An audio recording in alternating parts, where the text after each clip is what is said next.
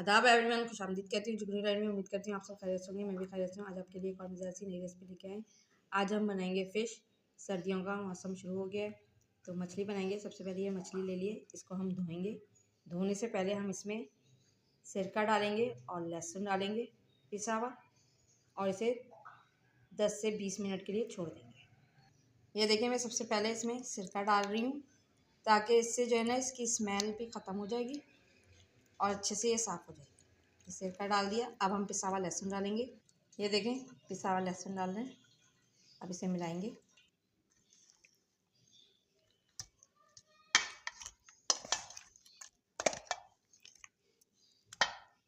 अब इसे छुपा के हम रख देंगे।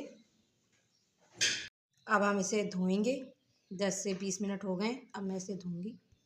अब इसमें जो मसाले डाल रहे हैं और जो चीज़ें डलेंगी वो हम बता देते हैं। ये धो के रख लिए मछली मैंने। सबसे पहले लहसुन पिसा हुआ जाएगा, 1 से 2 चम्मच।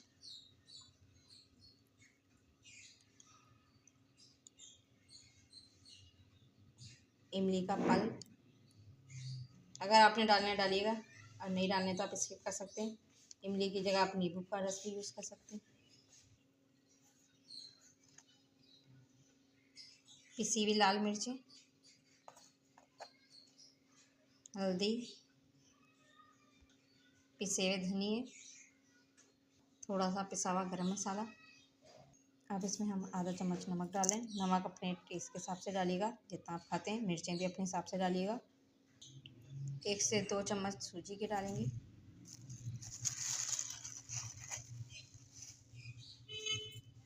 डालेंगे 2 से 3 चम्मच। ये तीसरा चम्मच डाल दिया। अब इसे मिलाएंगे।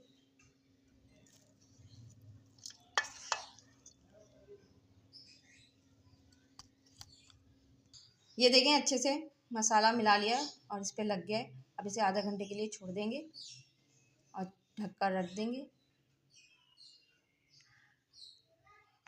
ये देखें, ये हमने मसाला लगा के रख दी थी। आधा घंटा हो गया। अब हम इसे डीप फ्राई करेंगे। एक कढ़ाई में मैंने तेल डाल दिया था, तेल हमारा गर्म हो गया। ये नीचे हाथ करके डालेंगे। ये देखिए, मैंने चूल्हे की आंच ऐसा कर दी है। जब ये नीचे से गोल्डन ब्राउन हो जाएगी तो हम इसे पलटेंगे। ये नीचे से गोल्डन ब्राउन हो गई थी, मैंने इसे पलट दिया है।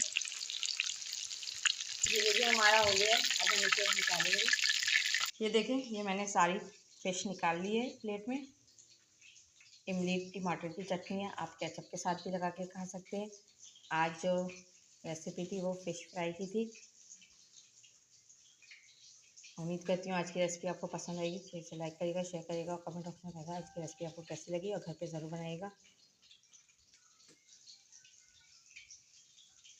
जहाँ भी रहें खुश रहें, हंसते मुस्कुराते रहें, एक दूसरे का ख्याल रखें, अपनों के पास रहें, के साथ रहें।